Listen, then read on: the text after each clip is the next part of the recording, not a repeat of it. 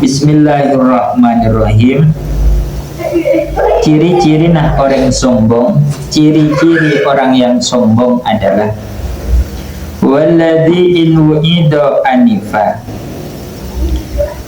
Ketika orang tersebut diberi nasihat, dia tak gelem, jawab meloloh.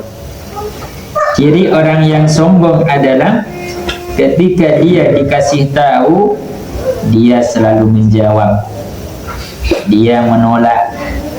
Ini cirinya apabila dikasih nasihat. Jadi ciri orang sombong tidak mau menerima nasihat, dia selalu menjawab. Wa in wa'adha anifa. Ketika dia memberi nasihat, dia nyentak-nyentak, kasar. Begini. Dengan nada-nada tinggi, dengan nada-nada keras. Ini ciri orang yang sombong. Jadi orang yang sombong ketika dikasih nasihat, dia selalu menjawab, dia selalu tak mau dikasih nasihat. Kenapa? Karena dia merasa lebih baik. Apabila memberi nasihat, memaksa. Ini ciri, dimaksa. Ciri adalah orang sombong. Karena ketika ia memaksa, berarti ia merasa dirinya benar, merasa dirinya baik, merasa dirinya bagus. Ketika ia tidak mau diberi nasihat, berarti ia merasa tidak layak untuk menerima nasihat karena merasa sudah bisa. Maka itu ciri daripada kesombongan seseorang. Fakullu man ra'a nafsahu khairan min ahadin min khalqillah fahuwa mutakabbirun.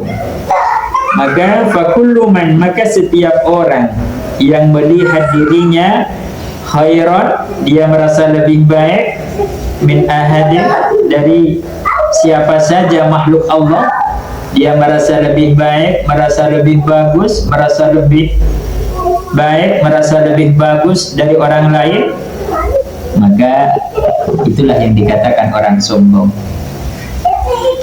Menasehati harus, tapi merasa lebih baik jangan. Karena tak selalu orang berlebih ilmunya itu lebih baik. Karena ilmu terkadang membawa pada ketakabburan.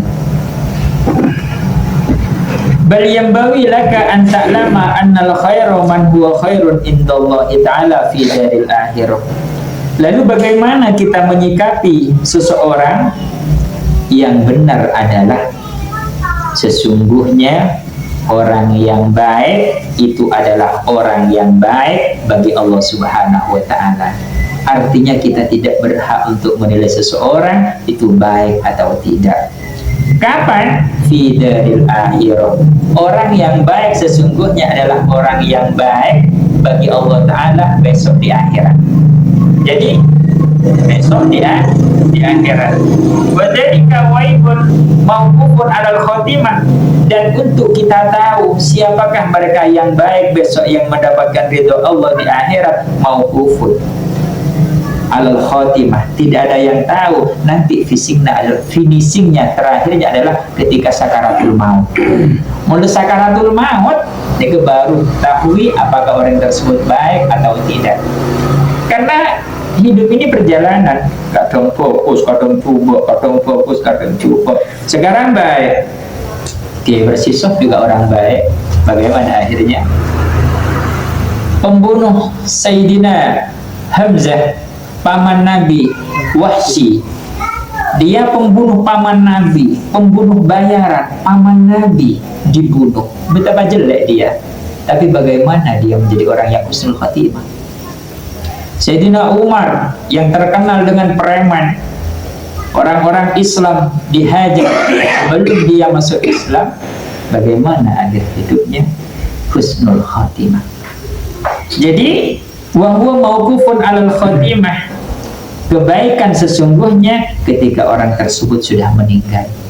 Karena itu adalah waibul, sesuatu yang tak bisa kelihatan, maka tak baik berburuk sangka kepada orang lain. Fa'tiqaduka fi nafsika annaka khairun min ghairika jahlun mahdud. Orang yang punya prasangka saya lebih baik daripada dia, maka jahlun mahdun, dia betul-betul bodoh. Jahlun bodoh, mahdun murni bodoh ongku orang ini. Jadi saya maksud jahlun itu bodoh, mahdun tambahin bodoh ongku. Jadi murni, jangan mana kopi murni. Ada campurnya. Kalau Allah mengatakan lebih baik dari orang lain, maka itu bodoh yang murni. Memang betul-betul bodoh. Bodoh di atas bodoh. Memang pada orang tak ngaji sekali dia punya benar mahdun itu dikuatkan seperti kopi murni. Ada campur nah. Ya, campuran cangkele.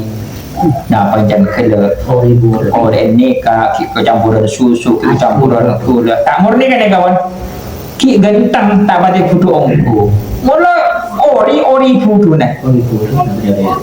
Ini kelihatannya pinter tapi hakikat. Ini hakikat. Bukan dia bodoh dari tidak bisa baca kitab, bukan dia bodoh karena tidak sholat, bukan karena bodoh tidak tahu mana yang baik yang betul.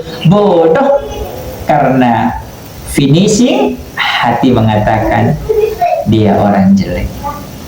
Terus bagaimana Ustaz? Oh, ini enggak sholat begini-begini. Tugas kita membenahi mereka. Ayo sholat, ayo begini. Urusan rasa, ini urusan rasa.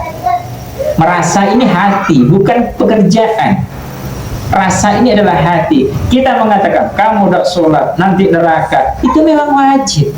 Ayo sholat, tapi di sisi lain wallahu a'lam, belum tentu dia besok bertobat, belum tentu kita maksiat. Ini finisi. Jadi antara zahir dan batin kita harus bisa membedakan mana pekerjaan zahir, mana pekerjaan batin. Dan ini urusan perasaan, sehingga kitab ini dikatakan tasawuf. Tasawuf itu urusan hati. Nah, jadi kalau hati kita memandang orang hina, rendah, berarti kita itu bodoh murni. Contoh Pak Giman, sekarang ahli maksiat. Siapa tahu banyak cerita ketika sudah tua dia tobat. Dengan Giman, kalau kali banyak preman-preman, akhirnya dia tobat. Banyak, dan tak sedikit pula mereka orang yang ahli ibadah, salam, ahli ke masjid, diburin lah ketika apa. Bagaimana beliau membawi Allah tanduro ila hadin illa wa taru annahu khairun minka wa annal fadla lahu ala nafsika. Akan tetapi sebaiknya kita tidak melihat kepada seseorang kecuali kemungkinan dia lebih baik daripada kita, karena semuanya datangnya dari Allah. Allah yang mengatur gerak-gerik kita, semuanya Allah. Kalau Allah memberikan hidayah, siapa yang bisa menghalangi? Kalau Allah ingin menjadikan dia orang jelek, siapa yang bisa menghalangi? Artinya pandanglah mereka dengan pandangan kasih sayang, pandanglah mereka dengan pandangan rahmat. Ini pandangan hati, bukan pandangan mata. Jadi pandangan hati dengan pandang dengan kasih sayang. Al-Fatihah.